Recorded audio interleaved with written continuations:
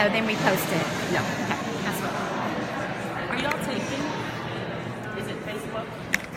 Not No. the media? It's Facebook. It's Facebook. Yeah. Oh no, not the media. Heck no.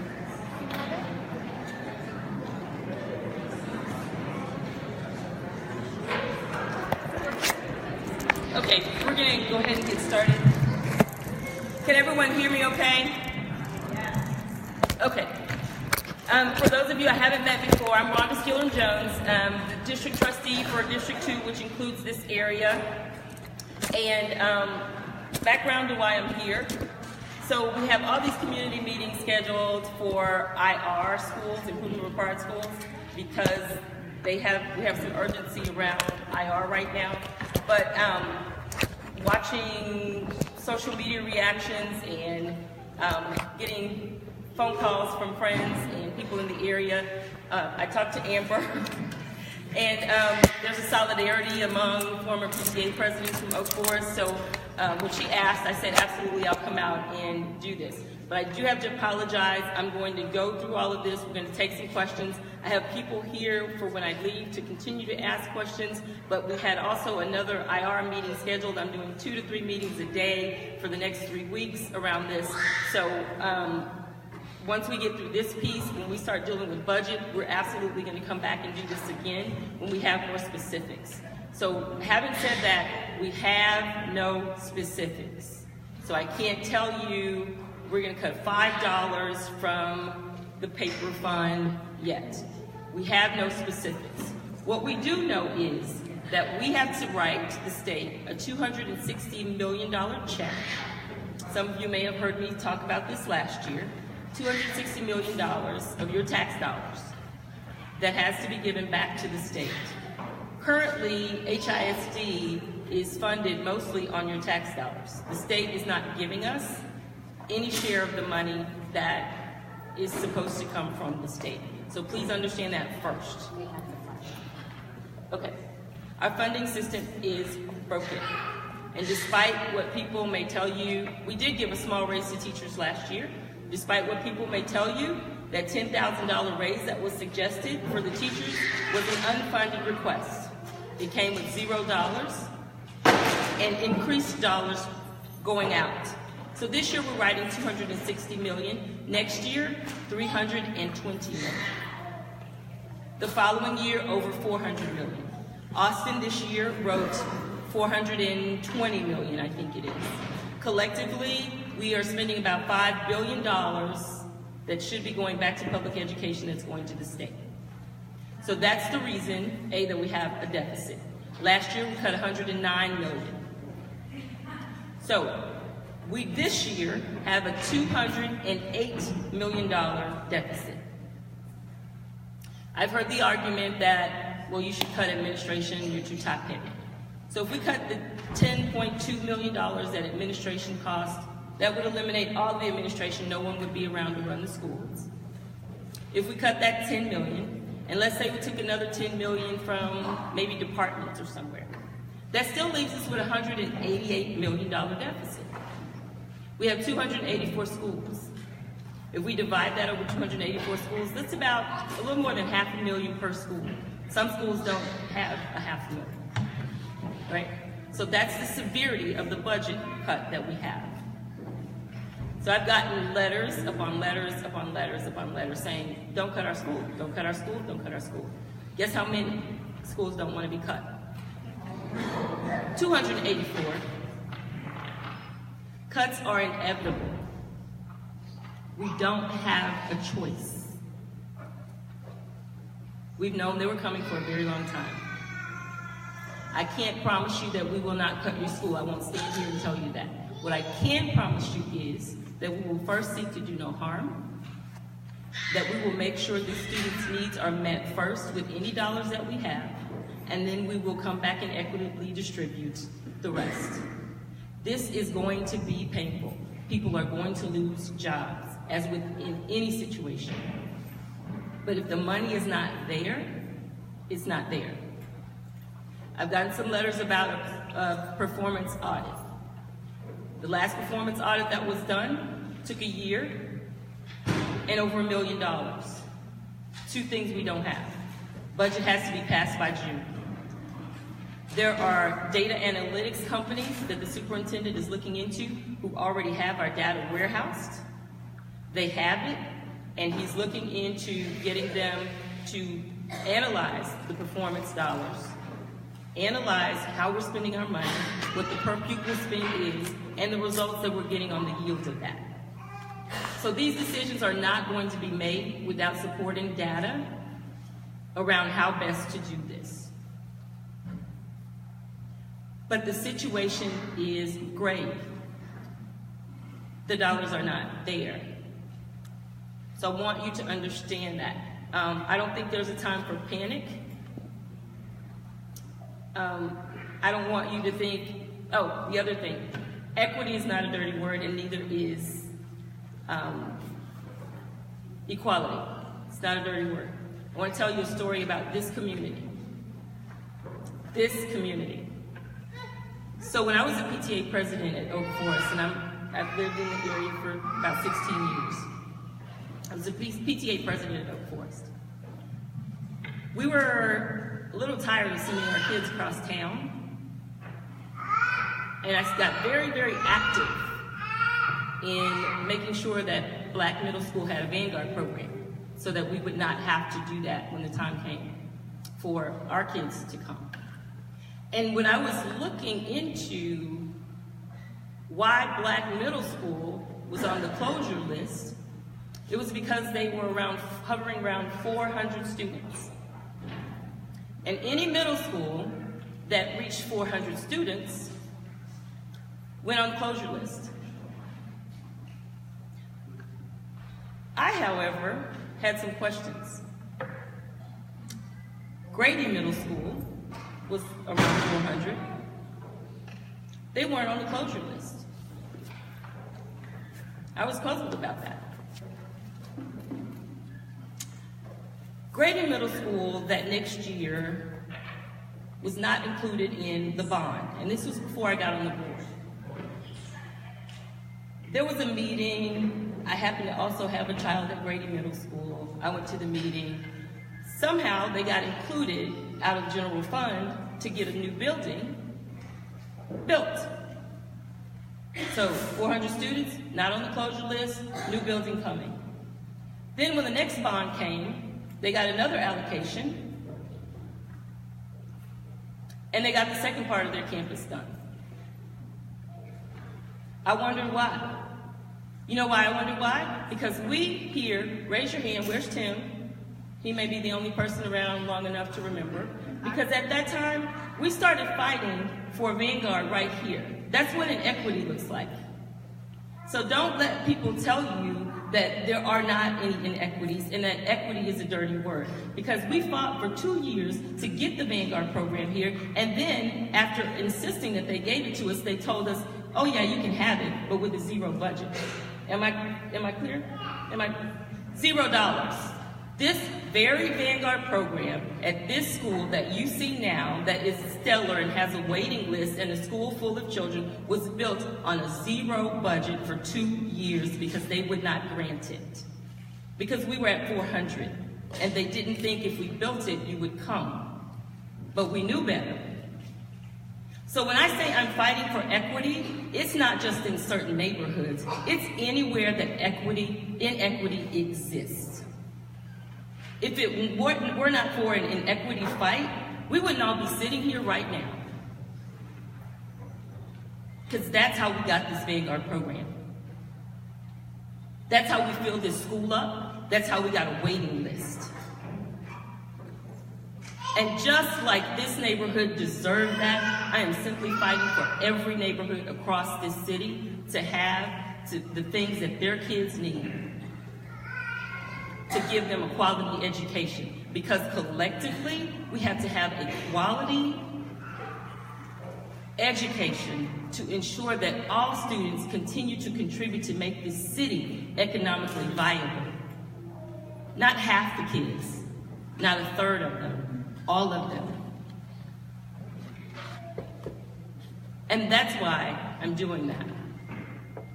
No one is trying to take anything a way to give to anyone else. We're simply trying to level the playing field for everyone, and that's difficult to do with limited dollars already. So we have to have cuts. I'm trying to go through all the emails in my head that I've gotten. The FTE model versus the PUA model, because people have sent letters about that. So first of all, this district is the only district in Texas that's on a PUA model.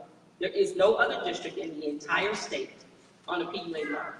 Can you explain what that is? Okay, so I'm sorry, I get that backwards. Acronyms are, PUA is per unit allocation, which means we give the school a set amount of money for every child, and then we layer on GT money, we layer on magnet money, we layer on special ed dollars, we layer on all the different categories that go into that. So that's how schools are funded currently. We're the only district that does that. There are some large urban districts that do that across the country, but guess what? They're funded much better than the way Texas funds our schools. So they can afford to do that. All the surrounding school districts that you hear about that are doing really great, have really great test scores in our suburban areas, are on an FTE model. They're not on a PUA model. And what's the FTE is full-time equivalent? full-time equivalent model. And it's new to me, so I memorized it. And the FTE model is where every school gets the allocated number of personnel per the number of students, as best can be expected. And we can get some details from our CFO, who is here afterwards, because I'm not real versed on the intricate details of that. So the FTE model versus the PUA, right? So even if we kept the PUA model, the PUA would be cut drastically because of the limited dollars. There is no way to keep the current funding model and keep it at that level. So for those who are saying keep the PUA model, just know that the PUA would be cut drastically because the dollars aren't there. So when we cut those, then let's see, where am I? Okay, so let's just say a smaller school like Stevens, right? If we cut their PUA in half, like this school might be able to survive because you're full, right? Or Oak Forest might be able to survive because they're full. But if you cut a school like Stevens, it closes, right? Because there's not enough money. There are not enough kids to keep it open. There are not enough kids to keep it full. They don't have the dollars, right? Then we compound the problem because now we have to find places for those kids to go. They have to have a new zone school. The closest school is here. So we got to figure out how then to either redraw boundaries or put T buildings like some of our other schools or whatever it is. Or we put those kids on a bus and bus them past the first 3 schools that are full across town. So is the goal to move to the model that? So the superintendent has proposed using the FTE model. And again, these are simply proposals. Nothing has been worked out. The first proposal was put, it was strictly FTE and nothing else. Then there was FTE plus flexible dollars. And your principals I haven't been in those meetings because it's kind of unethical for me to be there, but the principals have a very good understanding of the iterations that it's gone through. And so now I understand that it's FTE plus some flexible dollars that the principal will have discretion to use to buy extra staff or whatever it is. So it's not hard and fast. It probably will end up being a hybrid of both the PUA and the FTE as much as we can afford to do. We're not setting anything in stone yet because we still have some projections that have to come in. We are still analyzing, and those data points and analytical points will give us a little better picture of where we're going to be. As far as funding goes, I see your hand. We're going to take questions at the end. If you'll just jot them down. As far as funding goes, we still have to worry about kids who did not come back after Harvey. We're about 7,000, is it? Or 7,000 kids? Right now? Yes. 2,000, I'm sorry. 2,000, and they're projecting about 7,000 kids that may not come back because of Harvey.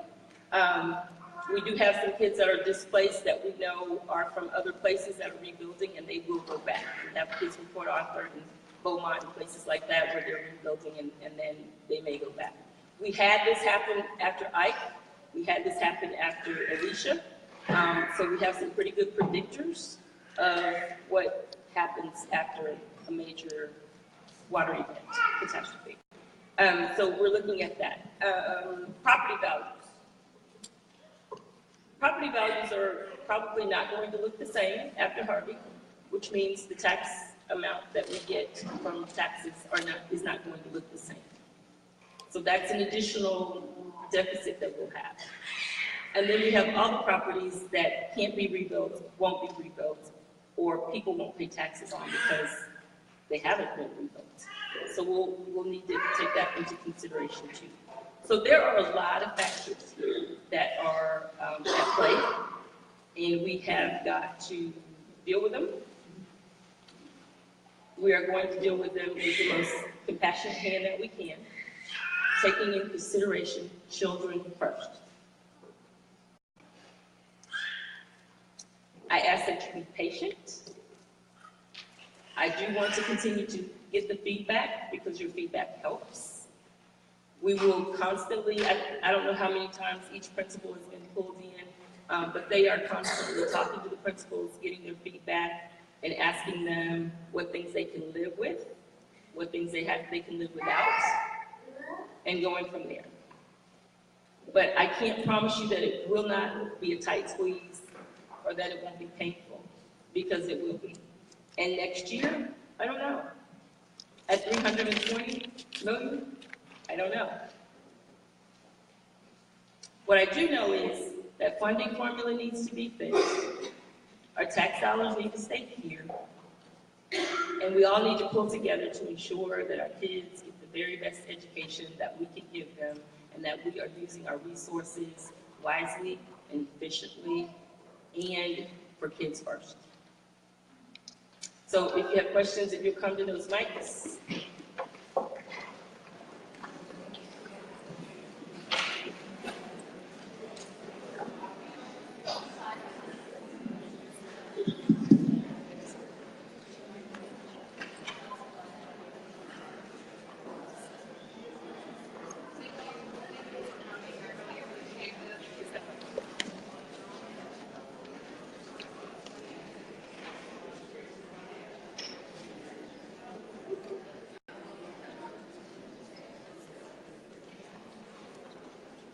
Hello. Thank you so much for coming. I really appreciate this as a parent. So the question I have is, what role does attendance play in the new funding model, or the proposed funding model, the FTE?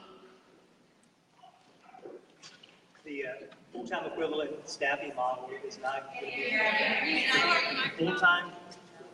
The full-time equivalent staffing model is not going to have anything to do with attendance. It's based on expected enrollment. So what we do is just like we do now under the PUA, we project what that particular campus's enrollment is going to be, and that's how we then determine the number of staff or FTEs that we will send to that campus based on that expected enrollment, not attendance. So I don't really have a question, because I know there's a lot of unknowns about PUA versus FTE, but I'd like to make a point just that because, let's say, this school is going to have a lot less money, I would like to say have PUA and have my principals have a say in how those funds are used. I think it's even more important if we're going to have less money that principals will be able to do it. I know some schools don't have principals with the best leadership. I think that's a separate issue that can be dealt with. But again, with less money, it's important that our principals who are doing a great job running the school. I've heard that you have to have a librarian at every school. Well, maybe a school doesn't need that. Maybe their classrooms have a ton of books. For so many kids, you have to have two counselors. So what if they're doing fine with one? I just think it's really important that the principals have a say in how they run their schools.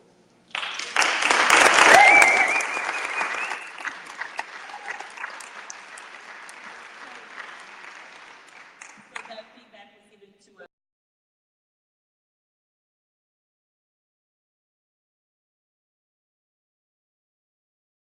FTE model. So even though they would be on the FTE model, the principal would have input around, say, I don't need a counselor, I'd rather have a registrar, or or, those kinds of things. So I think they're allowing for some flexibility. That was the last discussion that I heard in that. For principals who have been long-term principals, then they do have a better handle on how they're making their school work. So they went into consultation with them around that. Plus, I think the principals were the ones that pushed for that extra flexibility. Okay, my question is actually in regards to the IR schools. A lot of us are concerned for these schools. We live in a neighborhood and go to schools that don't have these issues, so we've not been aware of them. And my question to you, I know you have several schools on the IR list, and IR means improvement required for these schools, just so everybody knows that. My question to you is, this is your second term, so a lot of these schools have been IR for a long time. I've gotten feedback from a couple teachers that I've spoken to at these schools that they've just instructed to do test prep, and that their kids are behind and they want to teach them instead of shove test prep down their throats. So my question to you is, yes, they need more funding, but just giving them the funding without the leadership is what we're concerned about. And what are you going to do to hold the SSOs and the principals accountable for making sure these kids are educated and not just passing the STAR? Thank you. Excellent question. I'm glad somebody brought up IR. I wasn't going to do it because it wasn't a request. But IR is important to all of us, and we all need to be concerned about IR. So there are two laws. 1842, 1882. Those laws say that any school that is IR, or improvement required, for 4 years or more, causes the entire group to go into IR plans, right? Which means TEA then monitors what's happening. So TEA gives us the option to either charter those schools, close them down completely, or partner and then add another entity that manages them. We are right now visiting with those communities to see what their preference is for those choices. I can tell you that closures normally don't work. Voluntary closures that we've done have only eroded neighborhoods and caused us other issues with having to transport those children to other places, and then that compounds, because maybe the next school is IR that they go to or not, but then you compound the problem because they're not getting the treatment they need. For years, the reason these schools have been IR is just because of the inequities that we talked about earlier. If you look at the budgets, the dollars they've been given, and the resources that have gone into the schools, there was no way those children were going to not be on the IR list. We have, in the last 2 years, invested the dollars necessary to give those kids the supports that they need. For instance, Cashmere High School, because it was the longest running one, we started with that one. In 2 years, we put a great leader there. She came from a background of turning around schools. We invested the dollars. We put a wraparound services program, because when we hold the kids, they didn't have food at home, they didn't have clean uniforms, they were embarrassed, they didn't have transportation, all of those things. So we brought in partners from the city at no cost to us. Metro provides them with bus cards. An agency donates uniforms. We got washers and dryers put on campus so they can wash their clothes there.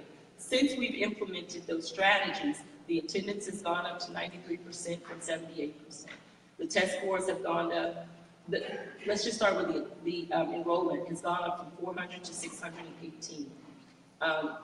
The kids are coming there and they are participating. Their scores for the last 2 years have been phenomenal, and this year they're projected to come off of IR.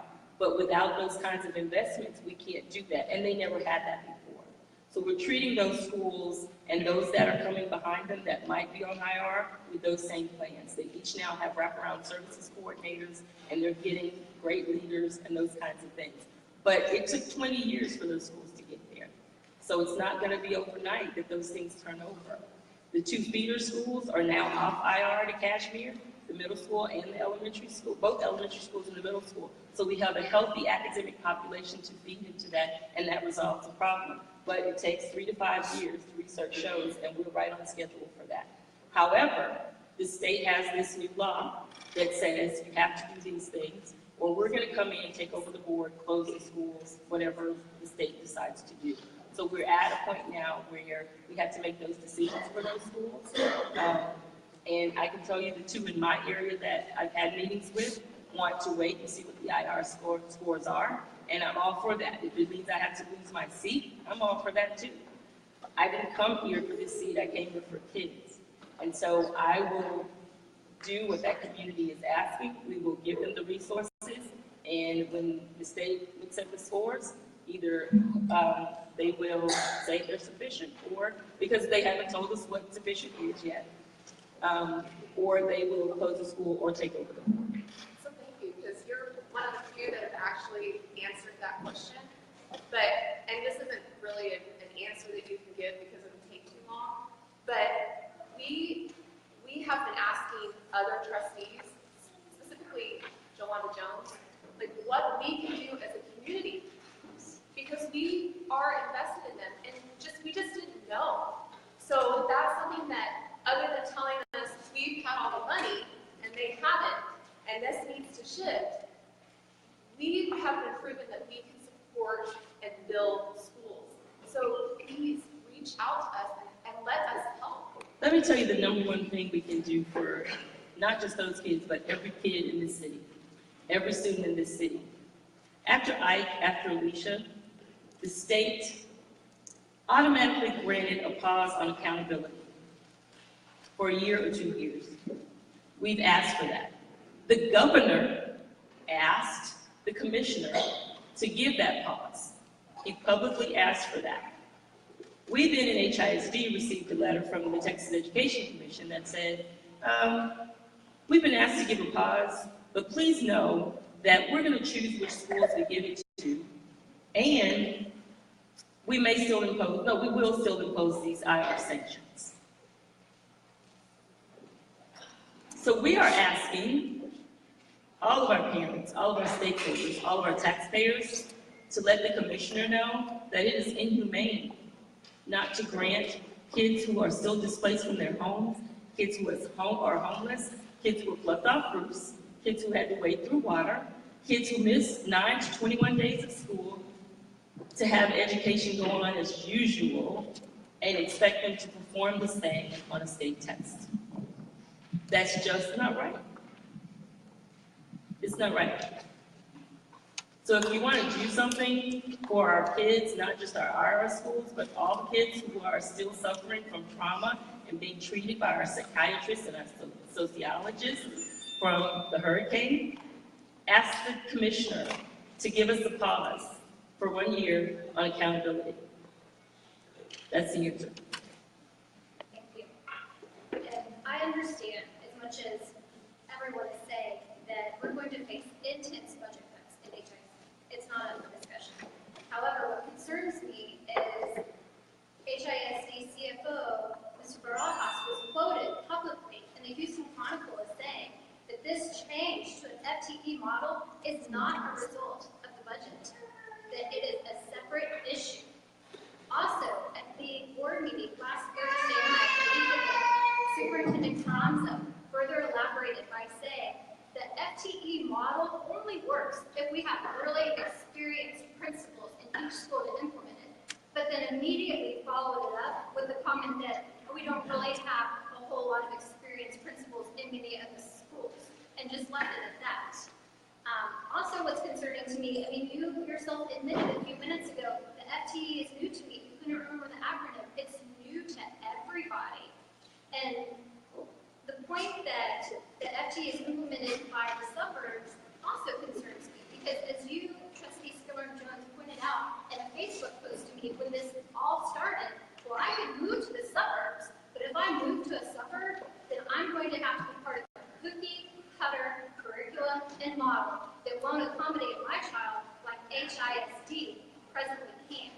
So my concern is, before we throw the baby out with the bathwater, are y'all, the board, and everybody at HISD, have y'all fully vetted this? Do y'all really understand that this is the answer before we dismantle these very successful programs, et cetera, that have been enabled by the discretionary use of funds by principals? So,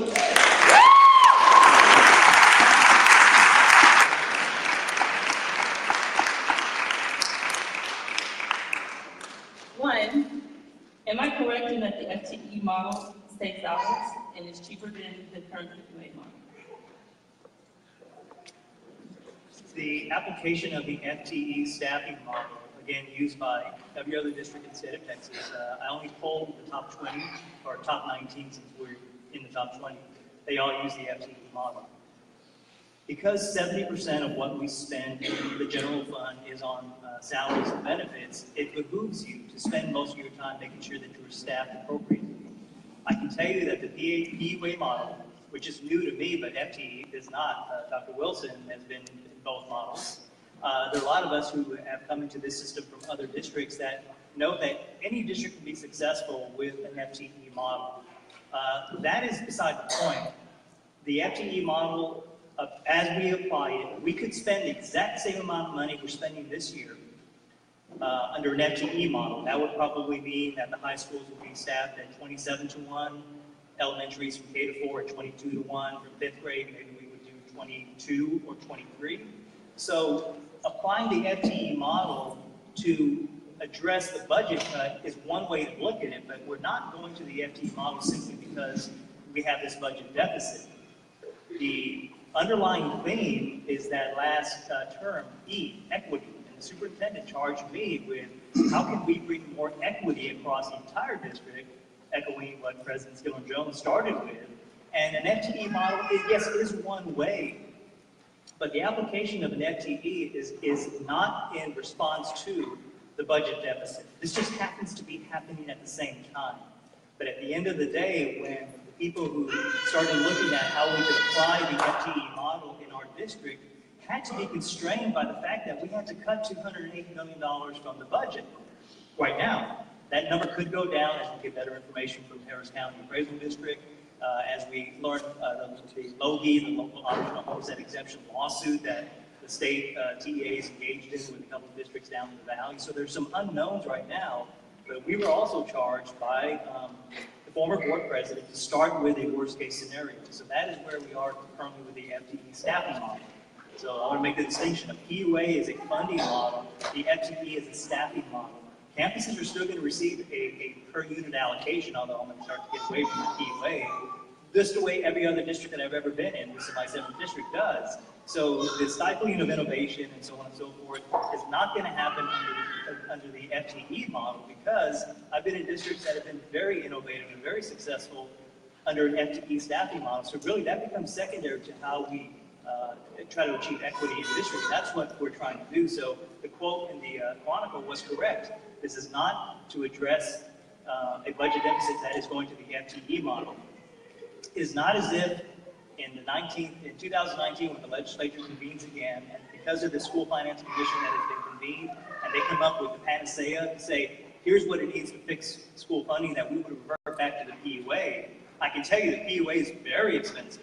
And the PUA, because of our district, that we are so specialized, and we have so many magnet programs and so many different things. And I'm still learning so much about our district, but at the end of the day, stepping back, that is a very, very expensive model to try to continue with the funding from the state that's not there.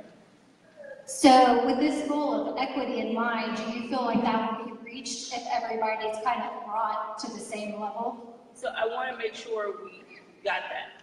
The FTE model solves some inequities, but he did say it's cheaper. So from a budgetary standpoint, because that's what I'm tasked with, trustees are not, we have to stay with governance and budget. So I don't get involved in the model piece. I only look at numbers. And the numbers, the FTE model costs less than our PUA model. So And that's what's that? why I was saying that. The The second estimated part of savings? your question was about the magnet, and about the cookie cutter. So that's two different things. We were talking about FTE. When I said go to the suburbs, the earlier part of that conversation in that post was referring to magnet. There are no magnets in the suburbs. The FTE model is something separate. They do have that there, but they don't have magnets. You walk into their classrooms and they have a consistent curriculum across the board that every child has. And that's probably why they can use the FTE model. So FTE funding and magnet funding are two different things. We have separate funding for magnet. The FTE model is the basic staffing. The magnet money will still be layered on. It just may not be as much. But our magnet program is funded through different dollars than our FTE program is. And as a matter of fact, since we bring up magnet, the magnet dollars are being analyzed. I just happen to have some of the report that was given to me today. So magnet dollars are separate. Your PUA funding you get, and then magnet goes on top of that. And what they're going through right now is they're looking at every budget for every magnet school to see the pink is where the magnet dollars are being aligned to magnet functions. If it's yellow or orange, it's being spent on something other than a magnet function. So that analysis is happening. And as you can see from this sheet, well, maybe you can't see from this sheet, there's a lot of magnet dollars that aren't being spent on magnet things. Thank you. So just looking at that, the sheet you were showing us right now, to me, that is just micromanaging money that these schools that are high performing are not going to have anymore. And by the way, my daughter was at Oak Forest when it was still Title I, but a Vanguard. And she came here to Frank Black and is now in Heights. But more than the Vanguard allocation, it's the parents that have brought these schools up. It's not the funding or funding model, it's the parents. We as parents are involved in our schools every day. You can ask Mr. Castelloli, he probably hates me right now because I've always, not anymore, my daughter's not here, but I've given him a lot of grief over the past 3 years. But we care about our kids here. Equity is not found in the money. Equity is in the teachers and the principals and the staffing that you have here to teach our kids. Trying to find equity through changing the funding model, eliminate, and then plus, I wanted to ask you about, we hear about the elimination of magnet schools containing your ability for school choice into 4 geographic quadrants. How is that all going to play in, and why would that happen here right before tens of thousands of parents have already decided what schools they want their children to go to, have gone through an entire process of lining out their next 3, 4, 5-year plans for their children, and now all of a sudden, at the beginning of a new school year, have to throw all that away and start over from whatever the school district is going to want to do. To me, it seems more prudent that all of these changes you are trying to make before your budget deadline you need to deal with the budget. We all know that. All of us are prepared to deal with that. What we're not prepared to deal with is the destruction of over 45 years of magnet invention and process and the ability to teach our students what they're able to teach now. That's all. Okay. I think that was a few-part question too. Number one, I'm very aware of the parent participation. Again, myself at Oak Forest, I was PTA president. I quit my job to do this work because when my house was messed up in Ike, we moved back to my childhood home, and I went to volunteer over there because I wasn't driving all the way over here to do it, and realized that there was something very, very broken at a school that didn't have enough money to meet its basic needs, even for something as simple as toilet paper, right? So I get the parent participation. This school didn't always have parent participation, so I know that a lot of this work was done because you sit right here. So I never want you to think that I undervalue that experience, because I'm a product of that and I understand that. Secondly, the other part of your question was destroying high-performing programs. That has not been said by anyone in this administration. That rumor started out there, like a lot of rumors that I've been hearing. No one wants to destroy high-performing programs. on the That was not about limiting choice, it was about replicating choice. And that's just one of the ideas. That is not even, these are early conversations, nothing's been set in stone. But without a replication of Vanguard right here, you wouldn't be sitting here. We replicated this program and brought it here so that you wouldn't have to try to get in here and get on the waiting list. That is what that's about. It's about ensuring that these kinds of programs exist all over our city. It's about removing those long, huge waiting lists of people who want to get into places like this. It's about offering that choice to more than 30,000 kids when we have 214.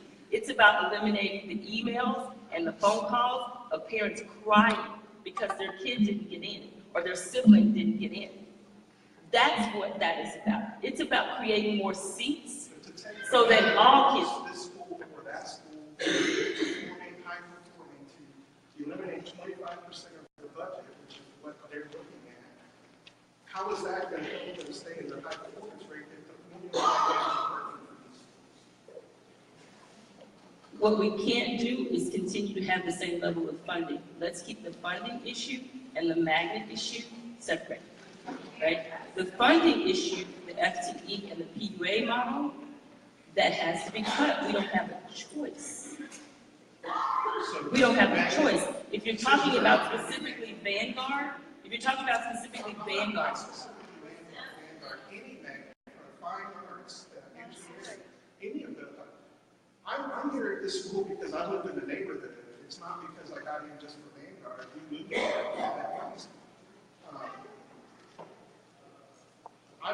I don't see how you can eliminate 25% of higher performing schools for equity and expect that that's equity. We're not eliminating 25%, which is why we're looking at where the magnet dollars are being spent. We're looking at how these dollars are aligned with magnets. So what you really need to run a magnet program, the things that are working well, that are tied to magnet. Remember, this program was working as a magnet on a zero budget at one time, right? So because everyone deserves an opportunity across the city to be able to go to a program similar to this one. Every child does. I don't think any child doesn't deserve to have the exact same thing. I think all children deserve a fair shot at attending a high-quality program. And if the dollars aren't aligned in the magnet program, let's just say a fine arts program, right? We know in a fine arts program, you have to buy instruments. You have to have those instruments tuned. There's certain things that have to happen in a fine arts program, right? I'm a product of Vanguard. I went to River Oaks Elementary, I went to Woodland Middle School. I had kids at Oak Forest who went through Vanguard. The Vanguard piece is the teachers that are GT trained, right? So we have teachers that are GT trained, and you have magnet coordinators and those kinds of things. But you don't have an external spending on certain equipment, things that some other programs might have, gymnastics, you have to have mats and uniforms and those kinds of things. So we are aligning those needs. What I can tell you is a Vanguard program gets their PUA, then they get the GT dollars that every school gets for any kid that has GT, and then you get Vanguard dollars on top of that to all pay for the same thing. That all pays for the same teacher 3 times. I don't necessarily. And you may not. And as a parent, some people are not going to see the whole pie, just their slice. And that's perfectly understandable because you're vested in your child. I am tasked with the job of making sure that all 214 children have opportunity to graduate on grade level and to do what they need to do to graduate with the same opportunities that your child has. Yes. Hi, thank you for coming. I appreciate it. Y'all say you've analyzed the difference between the 2 funding models and that PUA is too expensive. The only thing we have seen was in the budget workshop, a cursory $403 haircut off the top, instead of doing a deep dive of let's lower the GT weight, let's raise the ELL rate, let's change our weights. Let's make this so we can still keep creative leadership in our schools. No one's saying it has to stay the same, or that we don't need a haircut because of our situation. We understand that, but what I want to see, and I think other people want to see, is some transparency around the process and how it's being done. And truly some genuine work that you can show us. That's what we would like to see.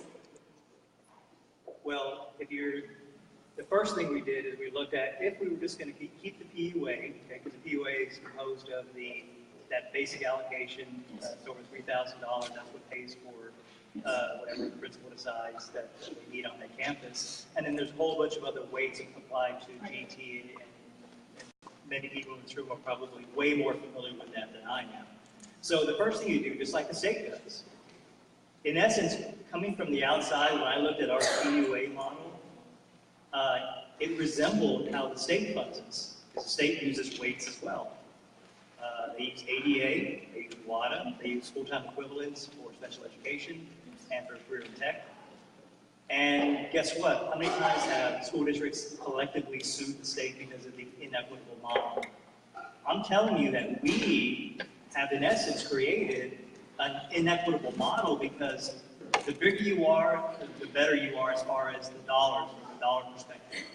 And that's why we have things like targeted assistance for some of our smaller campuses. We have small school adjustments. So when I looked at it, and I think the PUA model has been, the first time it was used, I believe it was either the 2002 or 2003 school year. It was, the genesis of it was 1994 when a board member at the time said we need to move toward this, but it was many years, probably 8 years before it actually got implemented. So, let's say 17 years that we've been using the PUA model. And from an outsider looking at it, it does resemble the state's model. The state, again, has an inequitable system. That's why we have all these whole farms. But the state lawsuits are not around those weights. The state lawsuits are around the taxing and the districts and the fact that our property taxes are funding the state. Well, that's what the lawsuits are around, not necessarily the weights. And so that's not quite a real equivalent. No, actually it is, because yes, in 2005, in the West Orange Cove case, some very smart people got together and said, you know what, we're all at $1.50 on the M&O side. Let's tell the state that that is unconstitutional because it's a statewide property tax. It wasn't, but it mimicked the statewide property tax. But underneath that was the whole issue of equity, because you could have a district like Edgewood ISD, or my neck of the woods, who could tax at $1.50, but Highland Park and the Dallas area could tax at $1.50 and get a whole bunch more money, an inequitable system. So well, yes. And that's what Robin Hood has done, and that's how we're in recapture, and I understand that. But right. All that to say, just because it looks different doesn't mean it's wrong, and I would really think we would all appreciate some understanding of exactly why it can't. There are people trying to do that work even for y'all, who have made spreadsheets and examples that give us the haircut without a 33-to-1 teacher ratio at Heights High School, for example. Well, if you look at, the first thing we did, we took a look at what is our basic allotment. That's how the state funds most schools, in fact all schools, are using the basic allotment. So our basic allotment is the PUA.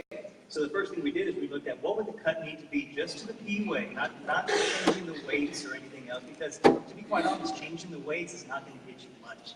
What you're going to have to do, the way the state does it, is they change the basic allotment. So we looked at how could we achieve initially when we had the $208 million starting point for a deficit, and the superintendent working through cabinet said, I want to minimize the cut to the campuses, so let's do a 60-40.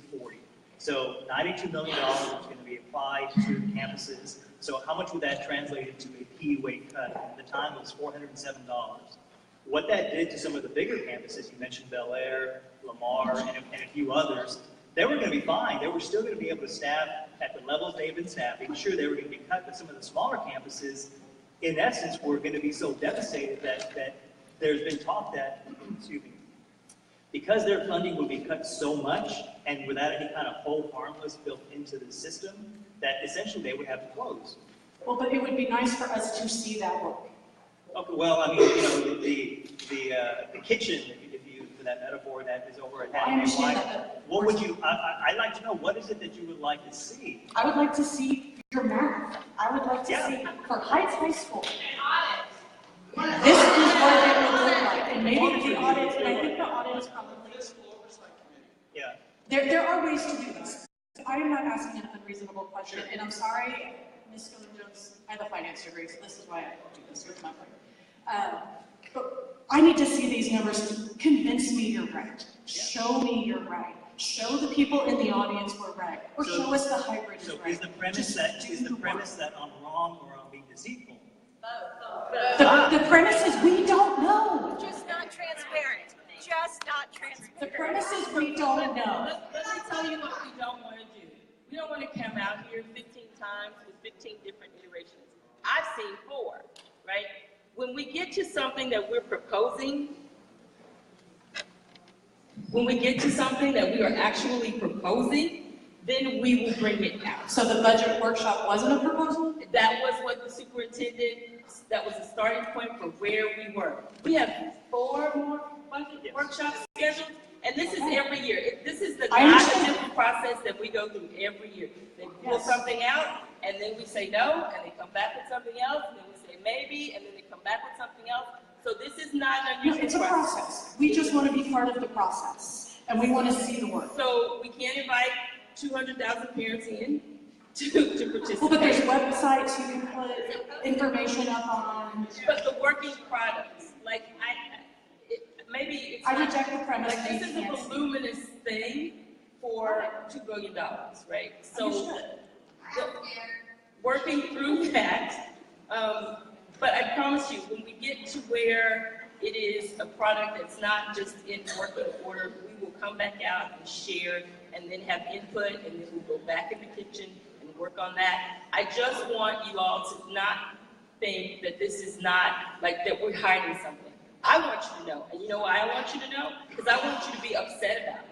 I want you to be upset with the situation that we're in. So trust me, we will share that, I promise you.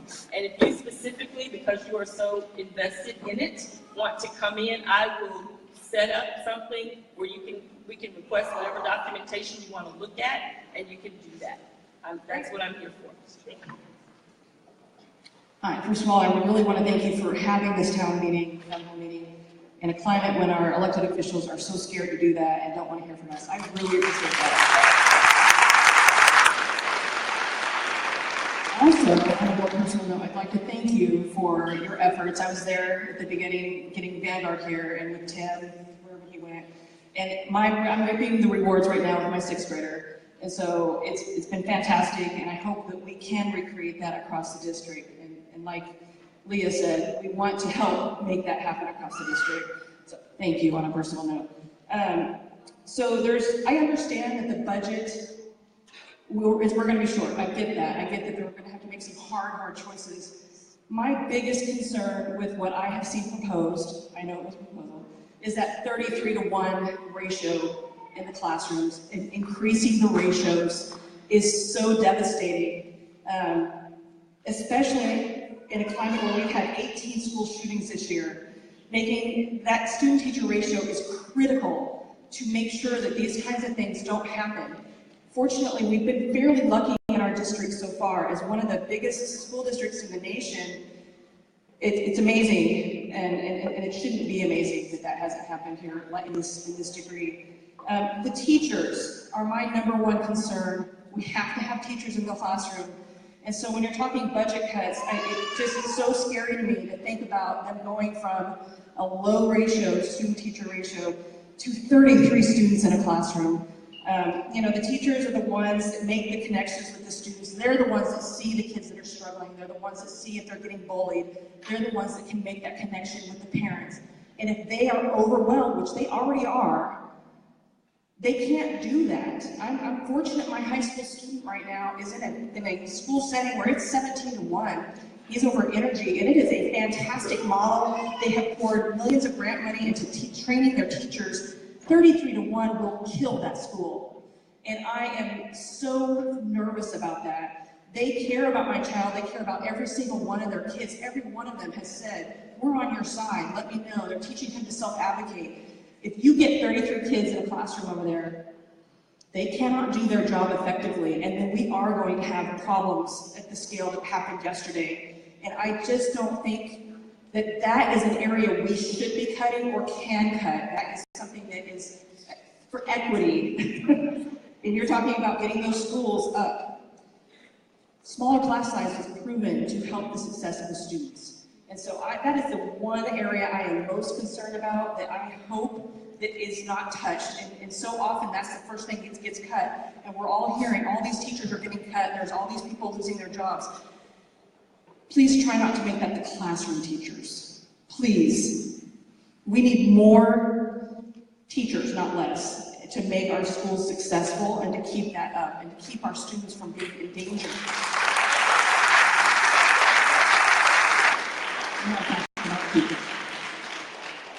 I feel so strongly that we, as one of the biggest districts in the nation, we need to lead the way and we need to set some standards. My favorite part of our district is our school choice, period. Not every student needs the same thing. And so we have, if I wanted cookie cutter and everybody that looked like me, I'd go out to the suburbs. I like living in the city. I like that I have school choice. I like the diversity in the city, and I want my children to grow up here. But I don't want to be scare tactic, but if the district is no longer giving us what we want and need, like Vanguard here, like we fought for, where am I going to go? I might pull my kids. I don't want to pull my kids. I want to stay in the district. I want my kids to be educated here. But the reality is, at the end of the day, I am worried about my kids. I know that. I am worried about all the kids in the district, and I do want equity. So I think you're right in that we need to average that. Absolutely. I'm not opposed to that. But like you said, we had Magnet here without any dollars going into it. We can educate our kids in the Magnet program without those extra dollars if we get creative. We can, and I'm not asking for extra dollars for that. But please don't touch that ratio. In fact, lower the better for all of our students, and especially those kids that are in those struggling schools. That's what we need. So I don't know that I have a question there, but I'm sorry. I just am so strong that we feel that has any decisions been made on the teacher ratio, or is that still a proposal? So once again, 0 decisions have been made. This is final when it comes to the board for vote. That's when, and you will hear from us, I promise you, way before then, and be allowed to have some input. The teacher ratio thing was also something I was concerned about and asked. But when you look at this, think about this, right? We want to preserve that teacher ratio. It's alarming at 1 to 33, and I think we made that clear to the administration. If we have small schools, say for instance, Energy, it's a small school, and the PUA is cut, then they have a different problem. So if the smaller schools can't keep their doors open, and we have to combine the schools and send those kids somewhere, what does that do to your teacher-student ratio? Well, hopefully with a new school, they'll have more kids. Yeah, so we've got to look at all those scenarios, which is why it's going to take some time, because every model has to be run for every school in every scenario, so that we figure out how the least amount of harm is done to every school. So we're working on that piece. But yes, you're right, student-teacher ratio is very important. And understand that we are not at all proposing to take away choice. That option is not on the table. Choice in this district is one of the unique things that makes it work. We are not looking to eliminate that. We are looking to expand our choices for our students. So be comfortable that we're not trying to destroy choice. I see that our state representative, Jarvis Johnson, for this area is coming in. If you want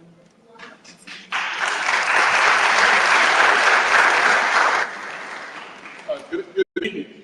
I know this is a very difficult conversation that we're having, and I certainly appreciate our school board member for stepping up and making sure that she brings you the information. But one of the things that I want to bring to your attention is the reason why these budget cuts are having to be made is because the state put in place this recapture. And we've all heard about this $260 million that HISD has to give back. Well, the fact is that we're talking about property taxes, but they're not talking about student enrollment.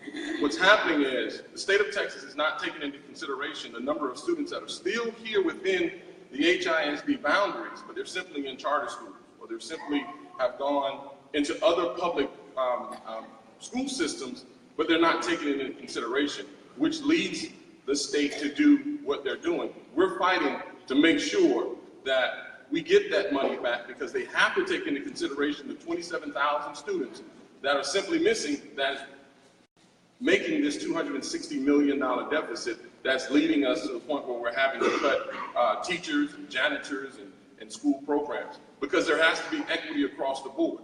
If we don't find equity across the board in terms of educational systems from one side of the city to the other, we're going to constantly have this exodus of students, and that's not what we want. We want our students to be educated in the neighborhood by which they live, because all of the school systems are the same. We have to make sure that, and it's not same in respect to cookie cutter or this is how it has to be, but the same in terms of every school should have certified teachers. Every school should have nurses. Every school should have librarians. Every school should have the necessities in order for teachers not to have to worry about anything else but teaching and educating the children. And that's what it's all about. So take into consideration what we need to do, and we need your voice. I need your voice at the State House because it all trickles down. And this is why Ms. Jones having to deal with the problems that we're having to deal with here in HISD. The state has decided to take all of this money back because they're saying we're a rich district. We're rich because of downtown, because downtown is booming. They're not taking into consideration the fact that we're losing students to the charter schools. But we have to be able to count them in order to keep the money in our school districts, because they're sending the money from here to other school districts outside of our boundaries, and we need to stop that. So rest assured, we're fighting, but we need your help, and we're going to need you to give us your input in that regard as well. So. How do we help you fight? Tell us what's it. That was my question. There are 95 Republicans and 55 Democrats. And when you look at the fact is that they're saying we're wanting this money to be taken away from these schools. We have to go after those representatives who are pushing for this recapture to happen to schools like ours. We need to get rid of those types of individuals. So you have to hold them accountable. This is not just simply about party. This is about personalities of certain legislators who have decided to say, no, we want that money leaving that district. We don't care about the consequences of that. But we're not taking into consideration all of the factors of the unintended consequences or the repercussions of taking money from schools like HISD and giving them to the rural communities. So the fight comes in, how do we get some of those legislators off the legislature so we can move forward. That's what it's all about. I'm not going to take over your meeting. I just wanted to come and give my input from a state perspective. Thank you. Thank you, and we're glad that we have people supporting us in the State House. I'm going to make it a little bit clearer for you. Check to see how your state rep and your state, well, Jarvis is your state rep, he votes for education, your state senator, or if you are transferring in whatever area you live in, check to see how they vote on matters of education, on the state budget. And that's telling. Call their offices, ask them if they support recapture, call their offices, ask them if they want to fix the funding formula and what they are doing to move towards that, and that will let you know how your vote should go. I'm not endorsing any candidates, I'm simply telling you to get the information. Hi. Thank you for that segue to my question, Representative Jarvis. I want to know what plans the district has made over and above about those figures up there. The 260 this year, the 300-something million the next year, the 400. What plans do we have to go to Austin and sit down at the table and tell the state legislature, the TEA, the commissioner of ed? I'm thinking of if we can shut down the district for a day for my beloved Astros parade, what would it look like if we shut down the district for a day, got on the bus, all of us went to advocate for the kids at the state house? I'm willing. And I'm ready for you to go. Okay. So, how do we organize that? A lot of you in this room already know, during session, I moved to Austin from January to May. I leave my kids and my husband here. And I go to every legislative office. For the last 2 sessions and have this conversation face to face.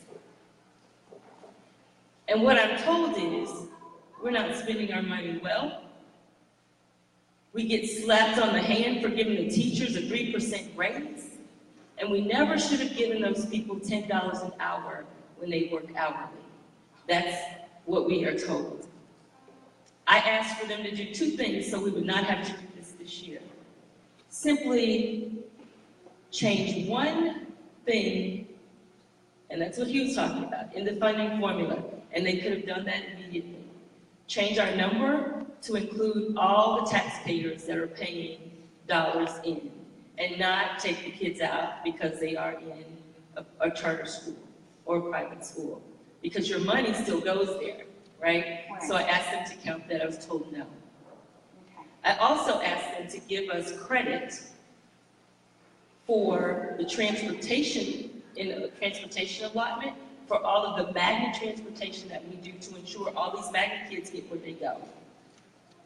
The answer was no. That would have saved us $160 million of the recapture payment, right?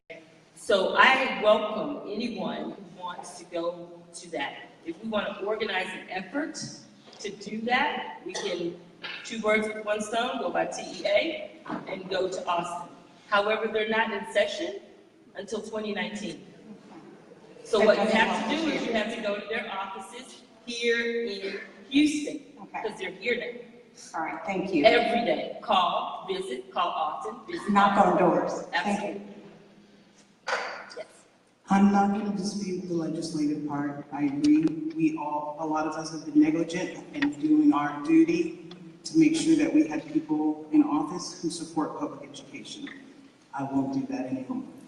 And I have a strong group behind me to make sure that that doesn't happen. And we do appreciate all that you've done. I do have a question. This is civil tonight, but it hasn't always been civil. We know that what we have felt from some of our trustees that you have been pitting lower performing schools, IR schools, against high performing schools.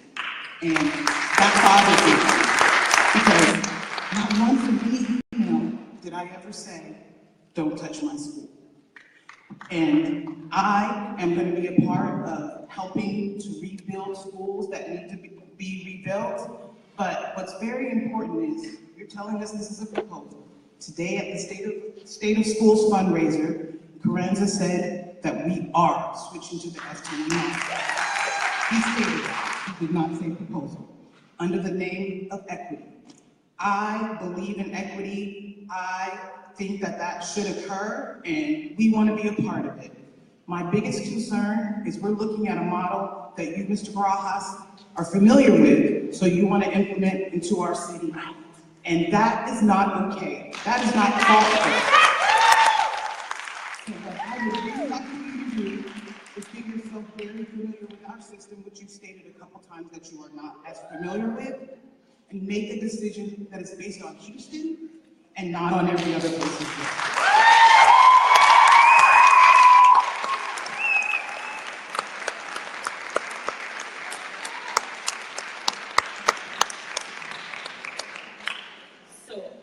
The superintendent under state law can decide to switch to the FTE model without the board voting on that. That's his decision, and that's state law.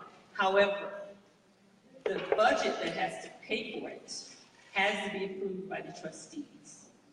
So it isn't set in stone until the trustees agree to pay for it. And the trustees, we've all had a conversation that we want data to support the best scenario and the scenario that does least harm to the classroom. So we as the trustees are committed to looking at all of the models and deciding on which model we will fund. Thank you, and thank y'all for coming here. We appreciate this, and we appreciate this in large part because of something that a lady just mentioned, and that is finding solid information like this given that it's an ongoing process, is very, very difficult. I'm going to start small and then I'll get bigger. In the proposals, is the proposal to A, implement this August 2018? Is that the proposal? This Yes, new this is thing, what whatever it is. is, Yes. is going to happen. Okay, great. I'm glad to know that. B, will there be any form in the current proposals? Has there been anything proposed about grandfathering in the system as it exists? The kids that are already in a certain school. Yes, there has been conversation, and we talked about, you mean as far as magnet programs go? Yes, ma'am. Okay, so we have had the discussion on ensuring that kids continue the program in which they're currently in. Again, we're not eliminating programs, we are replicating them. So that there has never been a conversation about removing kids from programs. And I think I'm probably joined by many people in this room. I'm just trying to do some basic parent planning. You know, where is my child going to go to school come August 2018? And I know that there will be details worked out, but for example, my child is in the Vanguard program at Oak Forest. What is that going to look like if this 4-quadrant system is implemented? As I understand it, that Vanguard system, Vanguard designation will go away. What would it look like under the proposals that are being floated around? I'm going to let someone with a little bit more knowledge and answer.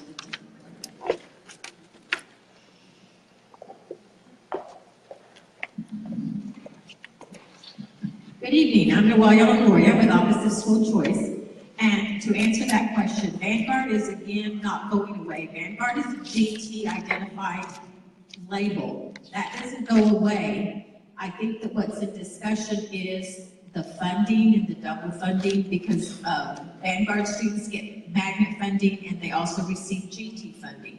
But that has still, is just a recommendation. So students that are GT and Vanguard, that does not go away. All magnet students that are currently magnet students will not go away. As to their current school? Correct. And we are moving ahead with the lottery that for students that have applied. So as Ms. Skillern Jones has said, it is not going away. I think what's kind of, from what I'm understanding, is the confusion with magnet funding and magnet identification. And the identification is not going away. These are proposals for the funding, if I'm correct. Okay, thank you. All right, now getting a little bit larger. I hear a disconnect between the reason that this change is being implemented and they push for legislative change, and here's the disconnect. What I heard Mr. Barajas say is, look, this is not solely because of the budget shortfall, and I appreciate his forthrightness on that. But then why are we pushing so hard to change the recapture and change into a new system if it is not solely because of the funding? What I'm saying is that you're saying, and goodness knows we need our legislators to get on this, and there was a proposal 2 years ago that didn't make it through. But if this is a good idea, FTE, we want to implement it, then let's analyze it on its own terms, which is probably what the folks are asking here, which is, all right, let's break this down. Because then all we're saying is does FTE or PUA result in better educational outcomes for this district? That's what people want to know. But leading with, hey, look, Harvey, recapture, we got to change something, that makes people like me uneasy because it doesn't get to the heart of what is trying to be done, which is change the system. And I think that's relatively clear at this point. The other is, and now getting to a bigger point, that as I understand it, you mentioned the larger districts, and I appreciate you bringing that up because they do not use the FTE system, and the differentiating factor you stated is, yeah, but they don't have this funding problem. I got you. But aren't you concerned that if you move to a centralized system, that the cost will just increase at the center with not improved educational outcomes at the school level? I am not aware of any governing system that has improved by it being centralized. So,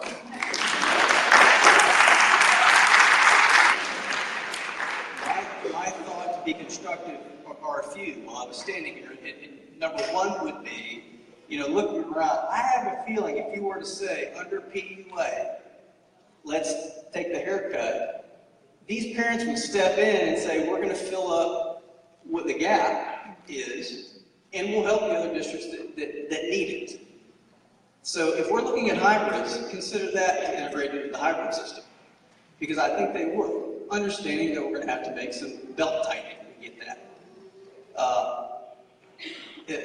The other would be that if there are underperforming schools and the TEA, whether it's wise about this or not, or the statute is wise about this or not, is trying to address underperforming schools, that isn't there a concern that this may go outside the boundaries of the statute and be illegal because it doesn't appreciate the TEA's evaluation system? That statute was put there for a reason. And if we're trying to spread in the interest of a policy change, I'm concerned that that may violate the statute. That's my comment. Thank you all for coming. Thank you. Okay.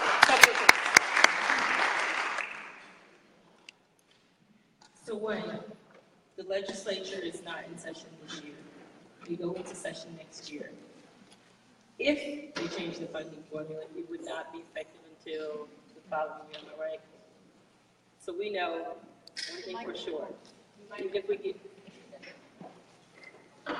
we know this for sure. So we are looking at 2 more years of cuts. That's 307, and then possibly the 4, depending on when they enact the funding formula, if it happens.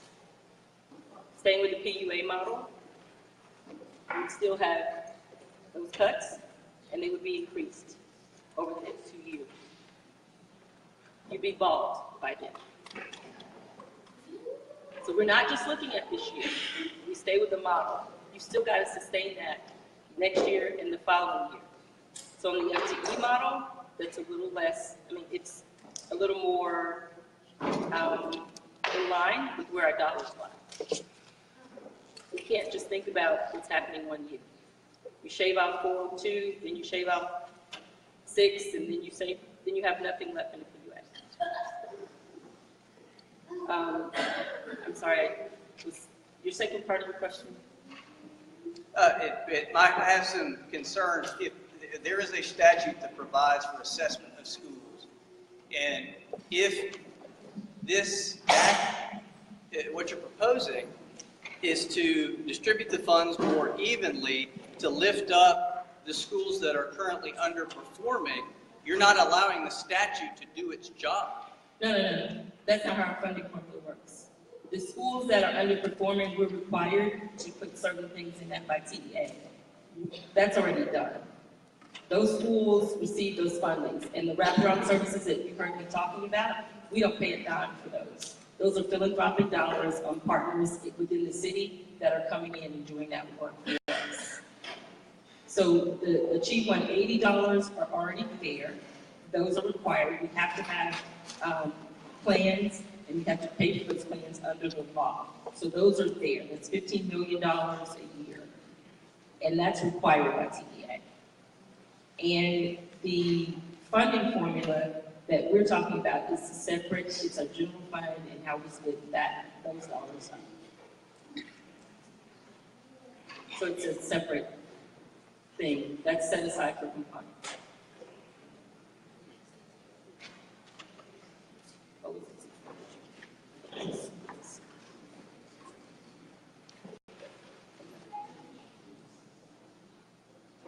Okay, so we're at the hour-and-a-half mark. Those of you that still have questions, if you will get them to Cynthia Wilson, she's the Chief of Staff. We will make sure that they are answered, get them to your principals of all of the schools that were asked to attend tonight, and get those pushed out to you. And then I promise you, Amber, just when we are further along in the process, we will make a connection again, and I will be back to talk to you probably a couple of more times before we get to a point where we're voting on something. My email, it's on the website. I do answer all of my emails myself. Thank you for that. And I do. If you send it to me, I can't promise you that it won't be 3 or 4 days because I get probably 150 a day. But I do stay up until 2 o'clock every morning answering them. So I will get back with you if you send me an email with any other questions, or I will forward it to staff if I don't have the answer. Who can answer those for you? Thank you for coming.